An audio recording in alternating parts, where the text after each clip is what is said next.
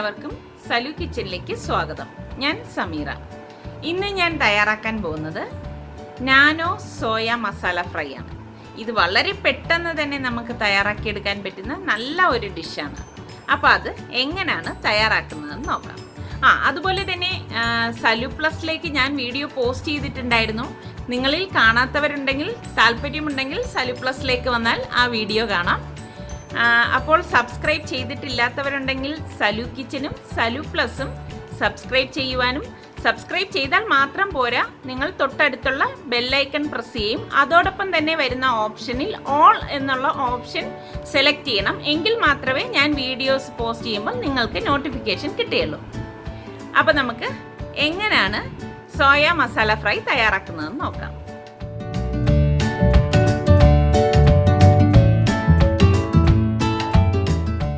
Soya masala fry ഉണ്ടാക്കാൻ വേണ്ടിയിട്ട് ഞാനിവിടെ നാനോ ടൈപ്പ് സോയയാണ് എടുത്തിരിക്കുന്നത്. ഇതൊരു 200 ഗ്രാം എടുത്തിട്ടുണ്ട്. നാനോ ടൈപ്പ് എന്ന് പറയുമ്പോൾ ഇത്രയും ചെറിയ സോയയാണ് കേട്ടോ.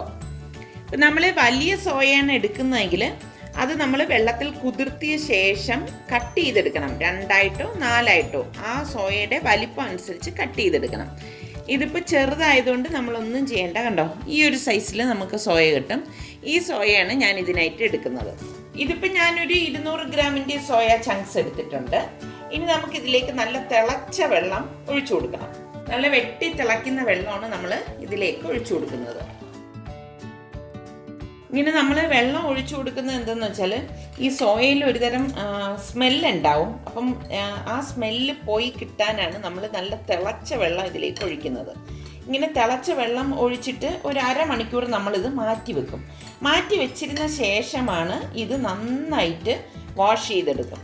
ഒരു 3-4 പ്രാവശ്യം വെള്ളം ഒഴിച്ച് പിഴിഞ്ഞ് വീണ്ടും വെള്ളം ഒഴിച്ച് പിഴിഞ്ഞ് അങ്ങനെ കഴുകിയെടുക്കുമ്പോൾ ഇതിനുള്ളിലെ സ്മെല്ലൊക്കെ നമുക്ക് പോയി കിട്ടും. അപ്പം നമ്മൾ ഇതിപ്പം നല്ലതുപോലെ ഒന്ന് അമർത്തി വെക്കണം. ഒരു അരമണിക്കൂർ ഇത് മാറ്റി വെക്കാം. മാറ്റി വെച്ചിരുന്നതിന് ശേഷം നമുക്കിത് നല്ലതുപോലെ തണുത്ത വെള്ളം ഒഴിച്ച് 3-4 പ്രാവശ്യം കഴുകിയെടുക്കണം. ഇത് മാറ്റി വെക്കാം. ഇത് മാറ്റി വെക്കുന്ന നേരം കൊണ്ട് നമുക്ക് ഇതിലേക്ക് ചേർക്കാനുള്ള മസാല തയ്യാറാക്കാം. ഇതിന് വേണ്ടിയിട്ട് ഞാനിവിടെ ചെറിയ 4 സവാളയാണ് എടുത്തിരിക്കുന്നത്. ഇതൊന്ന് അരിഞ്ഞെടുക്കാം. വളരെ കുഞ്ഞായിട്ട് വേണം നമ്മളിത് അരിഞ്ഞെടുക്കേണ്ടത്. ഇതുപോലെ ചോപ്പ് ചെയ്തെടുത്താലും മതി. ചോപ്പർ ഉണ്ടെങ്കിൽ നിങ്ങൾ ചോപ്പറിലിട്ട് ചോപ്പ് ചെയ്തെടുത്താലും മതി. സവാള എല്ലാം ഞാനിവിടെ ഇതുപോലെ ചെറുതായിട്ട് അരിഞ്ഞെടുത്ത് വെച്ചിട്ടുണ്ട്. ഇനി നമുക്കിത് എങ്ങനെയാണ് തയ്യാറാക്കുന്നതെന്ന് നോക്കാം. ഒരു പാൻ അടുപ്പത്ത് വെച്ച് ചൂടാകുമ്പോഴേക്കും ഞാൻ ഇതിലേക്ക് 2.5 ടേബിൾ സ്പൂൺ ഓയിൽ ഒഴിച്ചു കൊടുക്കാണ്. എണ്ണ ചൂടാകുമ്പോഴേക്കും ഞാനിവിടെ കണ്ടോ ചെറിയ 3 പീസ് പട്ടയും ഇതുപോലെ തന്നെ ഒരു 4 പീസ് ഗ്രാമ്പൂവും 2 പീസ് ഏലക്ക എടുത്തിട്ടുണ്ട്. അപ്പോൾ ഇതൊന്ന് പൊടിച്ചതിലേക്ക് ഇട്ട് കൊടുക്കാം. കൈകൊണ്ടൊന്ന് ഇതുപോലെ ഒന്ന് ക്രഷ് ചെയ്തിട്ട് കൊടുത്താൽ മതി. ഈ ഏലക്ക 2 എണ്ണം ചേർത്ത് കൊടുത്താൽ മതി, അല്ലെങ്കിൽ വല്ലാതെ അതിൻ്റെ ഒരു ടേസ്റ്റ് മാറും. ഇതുപോലെ ഒന്ന് ഇളക്കിയിട്ട് കൊടുത്താൽ മതി. ഇത്രയും മതിയാവും. ഇനി ഇതിലേക്ക് നമ്മൾ ഈ അരിഞ്ഞു വെച്ചിരിക്കുന്ന സവാള ഇട്ടിട്ട് വഴറ്റി കൊടുക്കാം.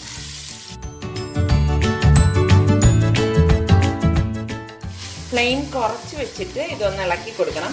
ഞാനിവിടെ എടുത്തിരിക്കുന്നത് കോട്ടഡ് കാസ്റ്റേണിൻ്റെ പാനാണ്. അപ്പോൾ അതുകൊണ്ട് തന്നെ നല്ലതുപോലെ ഇതിൽ ചൂട് നിൽക്കും. അപ്പോൾ ഫ്ലെയിം കുറച്ച് വെച്ചിട്ടാണ് നമ്മളിത് വഴറ്റിയെടുക്കുന്നത്. അപ്പോൾ ഇതിലേക്ക് പാകത്തിനുള്ള ഉപ്പ് നമുക്ക് ചേർത്ത് കൊടുക്കാം. നമുക്ക് ഈ സവാള നല്ലതുപോലെ വഴണ്ട ശേഷം മാത്രമേ ജിഞ്ചർ ഗാർലിക് പേസ്റ്റ് ചേർത്ത് കൊടുക്കാവൂ. അല്ലെങ്കിൽ എന്താണെന്ന് വെച്ചാൽ ഇത് അടുക്കി പിടിക്കും. ഇതിവിടെ വഴലട്ടെ. സവാള ഇതുപോലെ വഴണ്ട് വരുമ്പോഴേക്ക് ഞാൻ ഇതിലേക്ക് 2 table spoon ginger garlic paste എടുത്തിട്ടുണ്ട്. അതിട്ട് കൊടുക്കാം. ഇത് ഫ്രീസറിൽ വെച്ച് സെറ്റ് ചെയ്തെടുത്ത ജിഞ്ചർ ഗാർലിക് പേസ്റ്റ് ആണ്. അപ്പോൾ ഈ ചൂടടിക്കുമ്പോൾ തന്നെ അത് മെൽറ്റായി കിട്ടിക്കോളും. നമ്മൾ സോയ ചങ്ക്സ് വെച്ചിട്ടിപ്പോൾ ഏകദേശം ഒരു 30 മിനിറ്റ് ആയിട്ടുണ്ട്. ഇതിൻ്റെ അടപ്പൊന്ന് മാറ്റിയിട്ട് ഇതിന് നന്നായിട്ട് കഴുകിയെടുക്കണം. ശരിക്കും ഇപ്പോഴും ഇതിൽ നിന്ന് ആവി പോയിക്കൊണ്ടിരിക്കുന്നേ ഉള്ളൂ. കാരണം നമ്മൾ നല്ല തിളച്ച വെള്ളമല്ലേ ഇതിലേക്ക് ഉപയോഗിച്ചത്. അപ്പോൾ ഇത് കണ്ടോ, നല്ല ചൂടാണ് ഇപ്പോഴും. ഇത് നന്നായിട്ടൊന്ന് തണുത്ത വെള്ളം ഉപയോഗിച്ച് 3-4 പ്രാവശ്യം ഒന്ന് വാഷ് ചെയ്യണം. അതായത് ഓരോ വാഷും കഴിഞ്ഞിട്ട് നമ്മളിതെടുത്തിട്ട് ഒന്ന് പിഴിഞ്ഞെടുക്കണം. ഇതിനുള്ളിലേക്ക് വെള്ളം കയറും. അപ്പോൾ അത് നല്ലോണം പിഴിഞ്ഞിട്ട് അടുത്ത വെള്ളം ഉപയോഗിച്ച് വീണ്ടും കഴുകണം. ഞാനിതൊന്ന് കഴുകിയെടുത്തിട്ട് വരാം. ഞാനിത് ഒരു 3-4 പ്രാവശ്യം ഇതുപോലെ ഡ്രൈനറിൽ വെച്ചിട്ട് നന്നായിട്ട് വാഷ് ചെയ്തിട്ട് ഇങ്ങനെ ഒന്ന് പിഴിഞ്ഞെടുക്കണം. കണ്ടോ, പിഴിഞ്ഞെടുക്കുമ്പോൾ ഇതിനുള്ളിലെ വെള്ളമെല്ലാം പോവും. ഇതിനുള്ളിൽ കുഞ്ഞു സുഷിരമുണ്ട്. അപ്പം ഈ സുഷിരത്തിൽ കൂടി വെള്ളം ഉള്ളിലേക്ക് പോകും. ഇതൊരു സ്പോഞ്ച് പോലെയല്ലേ ഇരിക്കുന്നത്. അപ്പം അതുകൊണ്ട് തന്നെ ഈ വെള്ളം മുഴുവനായിട്ട് കളഞ്ഞിട്ടാണ് നമ്മൾ കുക്ക് ചെയ്യാനായിട്ട് എടുക്കുന്നത്. ഇതുപോലെ ഒന്ന് പിഴിഞ്ഞെടുത്താൽ മതി.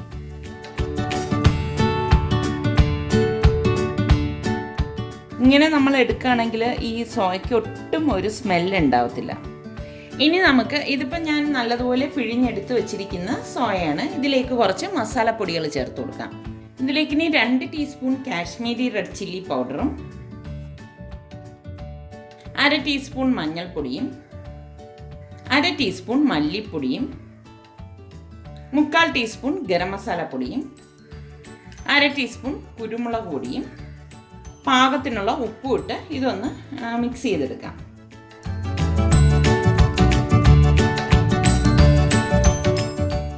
ഇനി ഇത് ഈ മസാല പിടിക്കാനായിട്ട് ഒരു 5 മിനിറ്റ് വെച്ചിരുന്നാൽ മതി. 5 മിനിറ്റിന് ശേഷം നമ്മളിതൊന്ന് ഫ്രൈ ചെയ്തെടുക്കും. ഒരു പാൻ അടുപ്പത്ത് വെച്ചിട്ട് ഇതിലേക്ക് നമുക്ക് ഫ്രൈ ചെയ്തെടുക്കാൻ പാകത്തിനുള്ള ഓയിൽ ഒഴിച്ചു കൊടുക്കാം. എണ്ണ ഇവിടെ ചൂടായിട്ടുണ്ട്. ഇനി നമ്മൾ ഈ മസാല പുരട്ടി വെച്ചിരിക്കുന്ന സോയ ചങ്ക്സ് ഇതിലേക്ക് ഇട്ടൊന്ന് ഫ്രൈ ചെയ്തെടുക്കാം.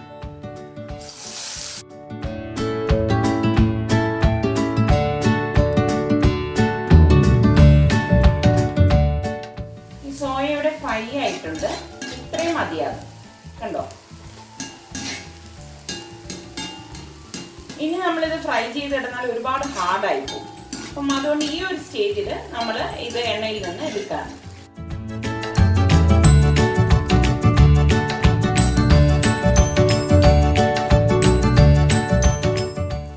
ഇതിലേക്ക് ഞാൻ 2 ടൊമാറ്റോ എടുത്തിട്ടുണ്ട്. നല്ല പഴുത്ത ടൊമാറ്റോ ആണ് എടുത്തിരിക്കുന്നത്. അതൊന്ന് കട്ട് ചെയ്തിട്ട് കൊടുക്കാം.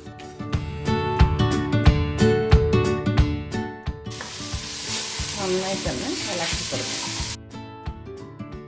ഇനി നമുക്കിതിലേക്ക് 1/2 ടീസ്പൂൺ തരിതരിപ്പായിട്ട് പൊടിച്ച കുരുമുളക് പൊടിയും 3/4 ടീസ്പൂൺ കാശ്മീരി റെഡ് ചില്ലി പൗഡറും 1/2 ടീസ്പൂൺ ഗരം മസാല പൊടിയും 1/4 ടീസ്പൂൺ മഞ്ഞൾപ്പൊടിയും ഇട്ട് ഇളക്കി കൊടുക്കാം. ഒട്ടും വെള്ളം ചേർക്കരുത് കേട്ടോ, അത് പ്രത്യേകം ശ്രദ്ധിക്കണം. വെള്ളം ചേർത്ത് കഴിഞ്ഞാൽ ഇതിൻ്റെ ടെക്സ്ചർ മാറിപ്പോകും. നമ്മൾ ഇത് ഫ്രൈ ചെയ്തെടുക്കുമ്പോൾ ഇതാണ് ഇതിൻ്റെ ഒരു പരുവം. കണ്ടോ, ചിപ്സ് പോലെ ഇരിക്കും. ഉപ്പൊക്കെ ഉണ്ടോ നോക്കട്ടെ. എല്ലാം പാകത്തിനുണ്ട്. ഈ ഉള്ളിയും സവാളയും ഈ ഇഞ്ചിയും വെളുത്തുള്ളിയും പേസ്റ്റും ഒക്കെ കൂടി ചേർന്ന് നല്ലതുപോലെ ഇത് വഴണ്ടി വരണം. ഇനി ഇതിലേക്ക് ഞാൻ ഇതിപ്പോൾ നന്നായിട്ടൊന്ന് വഴണ്ടി വന്നിട്ടുണ്ട്. 2-3 തണ്ട് കറിവേപ്പില ഇട്ട് കൊടുക്കാം. കറിവേപ്പില ശരിക്കൊന്ന് ഇതുപോലെ കൈ കൊണ്ടൊന്ന് മുറിച്ചിട്ട് കൊടുക്കണം. അപ്പോൾ ശരിക്കും നല്ല ഒരു മണം കിട്ടും. ഫ്ലെയിം നന്നായിട്ട് കുറച്ച് വെച്ചിട്ടാണ് ഞാൻ ഈ മസാല ഇതുപോലെ വഴറ്റിയെടുത്തത് കേട്ടോ. ഈ കരിവേപ്പിലയുടെ ഒരു മണമൊക്കെ ഇതിലേക്ക് പിടിക്കാൻ വേണ്ടിയിട്ട് ഞാനൊരു 2-3 മിനിറ്റ് ഇതുപോലെ വെച്ചിട്ട് വീണ്ടും ഇളക്കി എടുക്കും. നന്നായിട്ടൊന്ന് ഇളക്കി കൊടുക്കാം. ഇനി നമ്മൾ ഈ ഫ്രൈ ചെയ്ത് വെച്ചിരിക്കുന്ന ഈ സോയ ചങ്ക്സ് ഉണ്ടല്ലോ, അത് ഇതിലേക്ക് ഇട്ട് കൊടുക്കാം. ഇട്ട് കൊടുത്തിട്ട് തീ പതുക്കെ ഒന്ന് കൂട്ടി കൊടുക്കാം. എല്ലാം കൂട്ടിയിട്ട് നന്നായിട്ട് മിക്സ് ആവണം. ഇത് നമ്മൾ ഇട്ട ഉടൻ ഓഫ് ചെയ്യരുത്. തീ ഇപ്പോൾ ഞാനൊരു മീഡിയം ഫ്ലെയിമിൽ ഇട്ടിട്ടുണ്ട്. ഇട്ടിട്ട് ഏകദേശം ഇത് നല്ലതുപോലെ ഒന്ന് ഡ്രൈ ആവുന്നത് വരെ ഇതൊന്ന് ഇളക്കി കൊടുക്കണം. നമ്മൾ ഫ്രൈ ചെയ്തത് കൊണ്ട് തന്നെ ഇത് പെട്ടെന്ന് ഡ്രൈ ആയി കിട്ടും.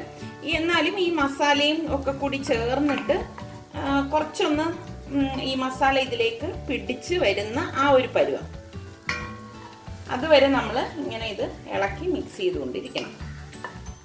ഇനി ഞാൻ കുറച്ച് കറിവേപ്പിലയും ഒരു പച്ചമുളകും കൂടി നമ്മൾ ഈ സോയ ചങ്ക്സ് ഫ്രൈ ചെയ്ത എണ്ണയിലിട്ട് ഒന്ന് ഫ്രൈ ചെയ്ത് ഇതിലേക്ക് ഇടുവാണ്.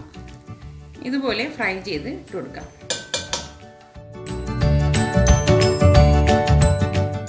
അപ്പം എല്ലാ മസാലയൊക്കെ നല്ലതുപോലെ യോജിച്ച് നല്ലതുപോലെ വന്നിട്ടുണ്ട്. ഈ സമയം ഞാനിവിടെ പകുതി നാരങ്ങ എടുത്തിട്ടുണ്ട്. ഈ നാരങ്ങയുടെ നീര് ഇതിലേക്കൊന്ന് പിഴിഞ്ഞൊഴിക്കാം. നല്ല ചെറിയൊരു പുളിപ്പും കുറച്ച് സ്പൈസി ഒക്കെ ആയിട്ടുള്ള നല്ല ഒരു മസാലയാണ് കേട്ടോ ഇത്. ഇവിടെ സൽമാൻ ഏറ്റവും ഇഷ്ടമുള്ള ഒരു മസാലയാണ് ഈ സോയ ചങ്ക്സിൻ്റെ മസാല. കണ്ടോ, ഇത്രയേ ഉള്ളൂ. ഇനി ഞാനിതൊന്ന് ടേസ്റ്റ് ചെയ്തിട്ട് പറഞ്ഞുതരാം. നല്ല ചൂടായിരിക്കും.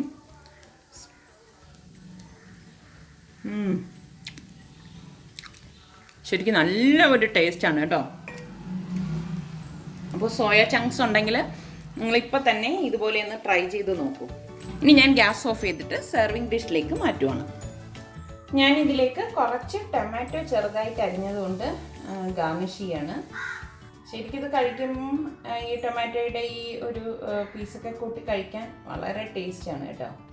ലെമണിൻ്റെ സ്ലൈസ് കൂടി വെച്ചിട്ട് നമുക്കിത് ഗാർണിഷ് ചെയ്യാം. ഈ ലെമണിൻ്റെ സ്ലൈസ് നമുക്ക് ഉപയോഗിക്കുന്ന സമയത്ത് ഇതിലേക്ക് പിഴിഞ്ഞൊഴിച്ചിട്ട് വേണം കഴിക്കാനുള്ളത്. സോയ ചങ്ക്സ് മസാല ഫ്രൈ ഇവിടെ തയ്യാറായിട്ടുണ്ട്. ഇത് ഞാൻ ചപ്പാത്തിക്കൊപ്പമാണ് സെർവ് ചെയ്യുന്നത്. ഇത് രണ്ട് നല്ലൊരു കോമ്പിനേഷനാണ്. കുട്ടികൾക്കൊക്കെ എന്തായാലും ഇഷ്ടപ്പെടും. അപ്പോൾ നിങ്ങൾ എല്ലാവരും ഇതൊന്ന് ട്രൈ ചെയ്ത് നോക്കണം. ട്രൈ ചെയ്ത് നോക്കി നിങ്ങൾക്ക് ഇത് ഇഷ്ടമാണെങ്കിൽ ഇതിൻ്റെ ലിങ്ക് ഷെയർ ചെയ്യുവാനും ലൈക്ക് ചെയ്യുവാനും കമൻറ്റ് ചെയ്യാനും മറക്കണ്ട. അതുപോലെ തന്നെ സലു കിച്ചൻ സബ്സ്ക്രൈബ് ചെയ്തിട്ടില്ലാത്തവരുണ്ടെങ്കിൽ ഈസി റെസിപ്പികൾക്കായി സലു കിച്ചൻ സബ്സ്ക്രൈബ് ചെയ്യാൻ മറക്കരുതേ.